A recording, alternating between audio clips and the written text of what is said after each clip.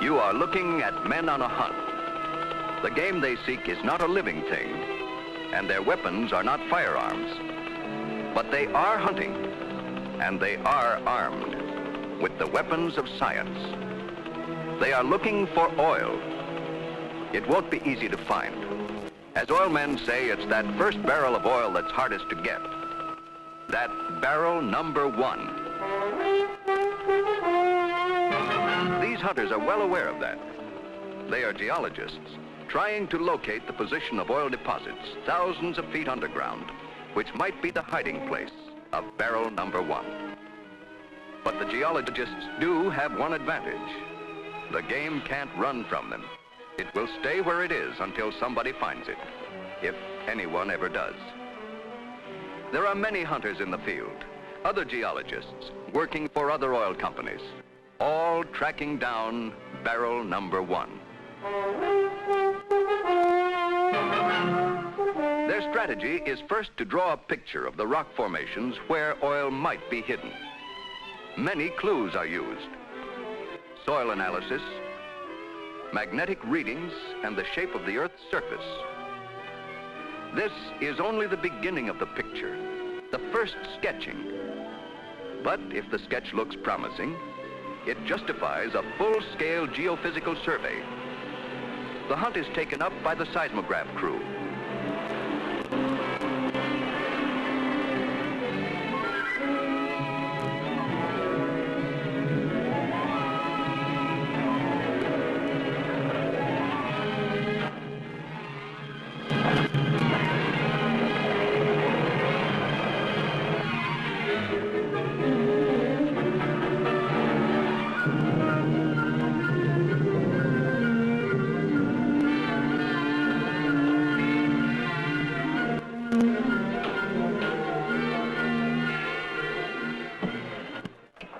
Yes, we're the seismograph crew. We're going to take a reading, a kind of picture of those underground formations the geologist sketched out in his report. The boys have dug shot holes along a line the surveyors laid out. They're placing charges so we can send some shock waves down into the earth and see how they react when they hit underground rock formations.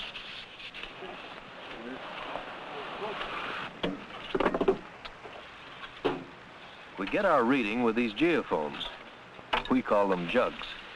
We string them over the ground we want to survey, and they act as microphones. They'll pick up and record the vibrations of the blasting.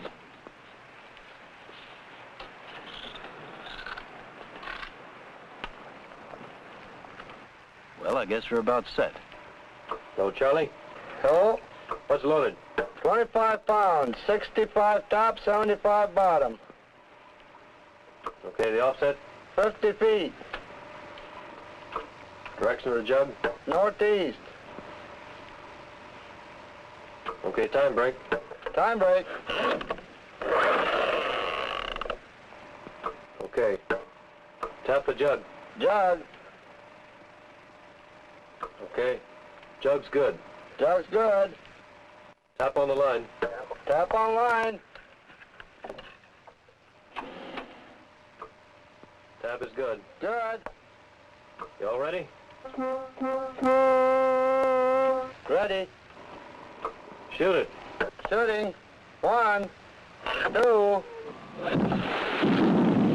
The explosion shoots mud and water up in the air, while the sound vibrations travel downward to bounce off the underground formations. To our eyes, this doesn't look much like photography, but the end result is something like photography because we get a kind of picture. Sure, it's a confused scene to us, but those curves and wiggly lines have a lot of meaning to an expert. They tell the depth at which vibrations bounce back from various formations. And that brings us a step closer to a picture of the spot where barrel number 1 may be waiting. This is called a profile map, and it shows what you would see if you could cut out a piece of the earth like a slice of cake. Information from other tests in the area is incorporated in the map, and when completed, it represents months of work by dozens of skilled technicians. And then there's a question. The Question is, do we have oil under here or don't we? I'm chief geologist for the company, and I can tell you I don't know. Nobody really knows.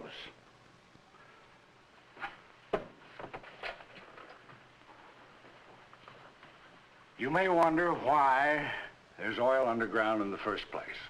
One theory is that oil was formed from organic matter that fell to the bottom of the seas ages ago.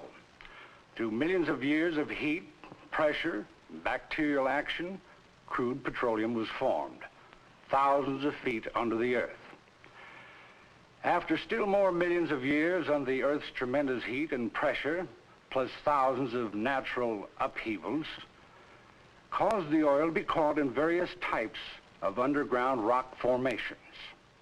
These formations are called oil traps. And we think there are oil traps under this land. That's our best judgment.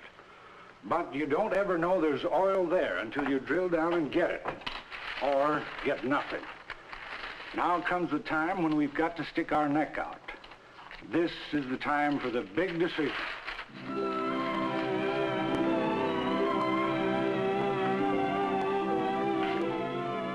The production men make the decision. They know it's a big risk, for the odds are 8 to 1 against finding oil in this type of an operation. Is it worth spending from $100,000 to perhaps over $1 million to follow through on this try? They think it is. No one guarantees their investment. As a privately owned and managed company, they take the risk. They'll drill. Next, the landman enters the picture. He searches land office records, and when he has located rightful owners, begins negotiating for mineral rights on the property.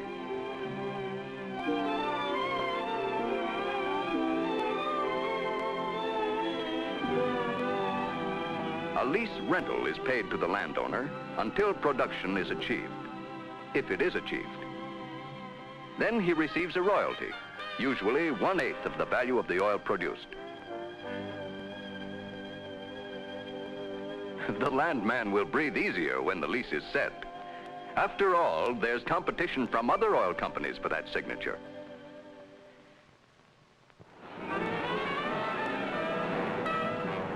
Then new wheels are set in motion, starting the long process that will put a verdict on their judgment. Is it correct or incorrect?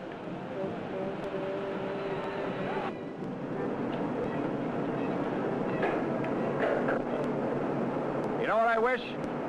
I wish just once they'd drill one of these things right smack by a nice, smooth highway. You know, when we were still hauling in the steel for this rig, we ran right into 2 weeks of solid rain. Just tried driving through that gum. They had to build a timber road so we could keep going. You want to look for another job? Not me. I like this one. But I sure hope they don't drill a dry hole after all this.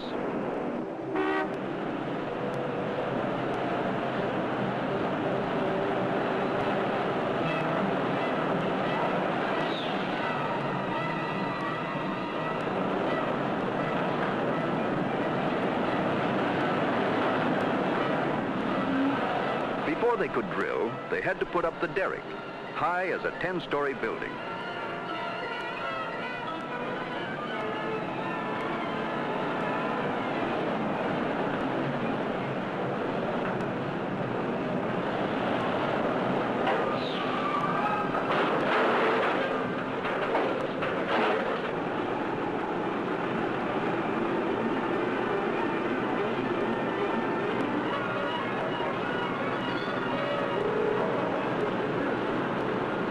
At last, the rotary drill was ready to grind its way down through the rock. This job will wear out dozens of these bits, drilling down about 1.5 miles, where we hope we'll strike oil. The rotary table drives the drill in the hole.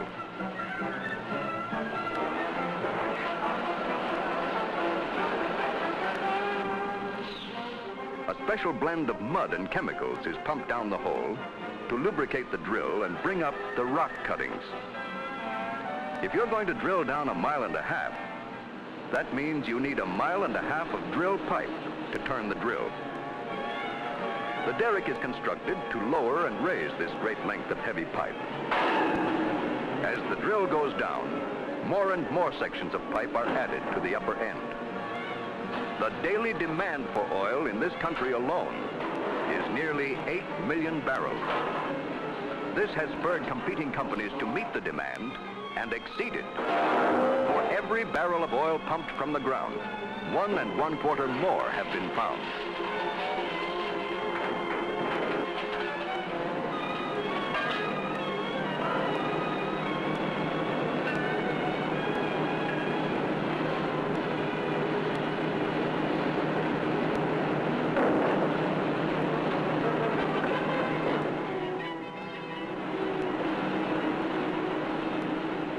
Finally, after 5 months of drilling, we are down to the formation that we hope will yield oil.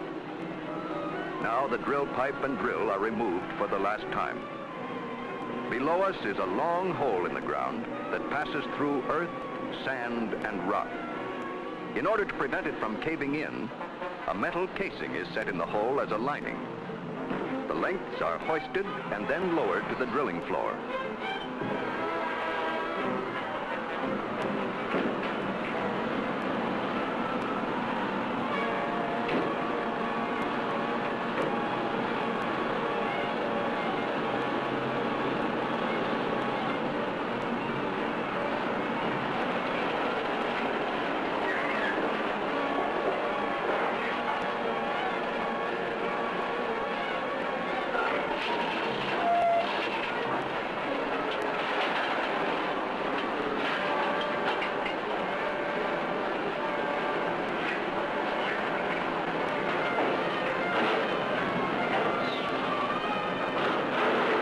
Sections are screwed together.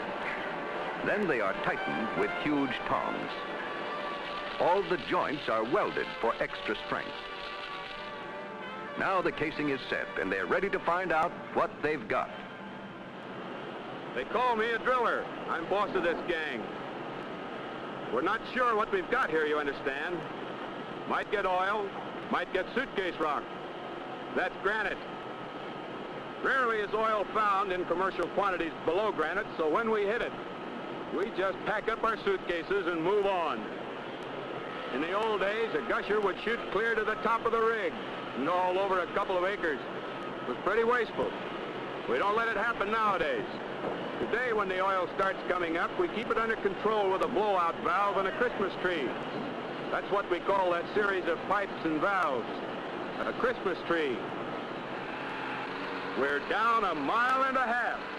That's as far as we figured to go, and we're acidizing now. The acid gets down in there and works on the rock at the bottom. If there's oil in that rock, release of pressure will shoot it up the whole 1.5 miles. Let's hope we've got something to cut off.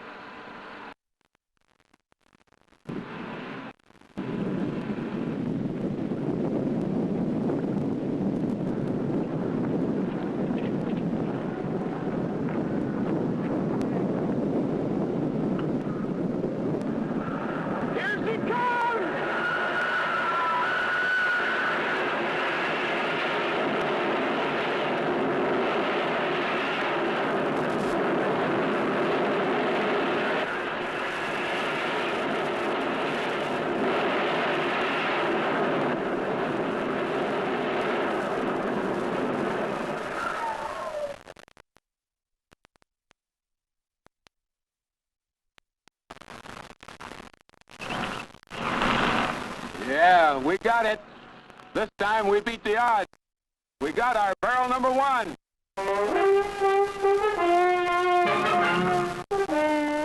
Yes, they got it. Another barrel number 1. Other crews and other oil companies also are finding a barrel number 1, competing in a race throughout the country, night and day, the whole year round. Now all that you see of our oil well is the Christmas tree, through which the oil is flowing up out of the ground and into the field tank. Barrel number 1 is beginning to roll. It will be some time before our barrel really reaches the refinery, but she's on her way. My name's Wilson. I'm the assistant dispatcher here at the main pumping station. We've got your barrel number 1 over in that tank. Our job is to move the oil from the field tanks to the refinery. Now, of course, it's not a level run, so our main pump here and 2 smaller ones like it boost the oil along. Matter of fact, here's a pumping order for the tank that includes your barrel. We're due to pump out of that tank at 11 o'clock tonight. Now, how do we keep track? My boss, the senior dispatcher, calls the signals on how much we ship to the refinery and when. He uses a chart to control the whole system. It's a sort of a timetable for the entire operation. The big board works day and night, and the pipes carrying the oil from those widely scattered field tanks to the gathering tank farms and then into the trunk line are seldom empty. And all trunk lines eventually verge on the same location, the refinery or other terminal.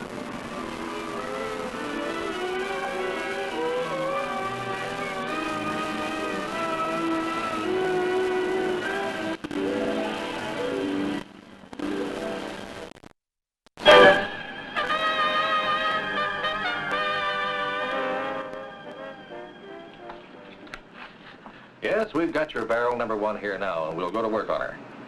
Our job is to make useful products out of the crude oil. Let's take a little walk around, and I'll show you how we do it. Right now, barrel number 1, along with thousands of other barrels, is down in one of the storage tanks, waiting to be processed. Crude oil, you see, doesn't have much use in its raw, natural state. We start the operation by sending the oil through this giant furnace, where most of it is vaporized. The hot vapors and remaining liquids go into this tower and are broken down into the component parts, or fractions. That's why we call it a fractionating tower. It's not easy to visualize what goes on inside there, so let's drop in at the laboratory and take a look at this model. We enter the furnace here. The crude boils off and enters the tower. The vapors rise toward the top. At the very top, we draw off the vapors that condense into gasoline. Next, we draw off the fraction that gives us kerosene. Further down, at a higher temperature, we get the fuel oils and diesel fuel. Lubricating oil comes off down here, and at the very bottom, asphalt. The tower is really a giant still, and our work is essentially distillation. There are other methods of refining, such as cracking. This is called a catalytic cracker. It uses a chemical substance which brings about a change in the molecules of petroleum. But the objective is still the same, to break the oil into more useful fractions. We've been talking a lot about fractions, so let's take a look at them. Bill, this is more on your line. Suppose you tell us something about the fractions we cut from the crude. Take our barrel number 1 as an example. I can show you a picture of it.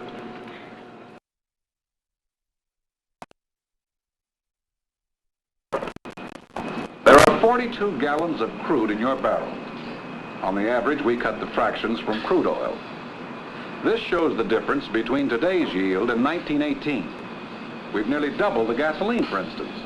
I think these 2 drawings tell a whole lot about the accomplishments of research, Bill. They tell the story of competition, too. When we improve, our competitors improve, so we have to improve again. And the customers benefit all around. These are samples of some of the typical products: gasoline, kerosene, fuel oil, lubricating oil, and so on. Dozens of products, scores of them. Research brought them into being, and research goes on improving its work. Most of those projects, of course, are carried on in the main research center. Yes, we've got quite a few projects going here at the main research center. Lubricating oil is just one example. Miss Conway is working on a turbine oil, for instance. I might say now there are plenty of opportunities for young women as well as young men in petroleum research. Our work looks into the future. For example, petroleum research has turned up the raw materials for over 2,500 different chemicals. We're after new products and new uses for old ones. Synthetic rubber, for instance. One of its principal components is butadiene, which comes from petroleum. Or take the case of automobile engines. The laboratory works with engine designers and road test personnel to know what they're planning and to develop the right fuels and lubricants. We're working on jet fuels all the time, constantly improving. We're in touch with the market, and we develop the answers to specific needs. It's not hit or miss, it's planned. No, research doesn't work blindly. It's not hit or miss. It paves the way for progress. Imagine that Lindbergh flew the Atlantic on gasoline that would hardly get our planes off the ground today. Today's skies demonstrate that research fills needs, anticipates needs, and in the future of research, there is no limit. But research also concerns itself with smaller, more close-to-home problems. And don't forget the housewives. Petroleum chemicals have helped us, too. They help with detergents, plastics, insecticides, synthetic fibers, and other things.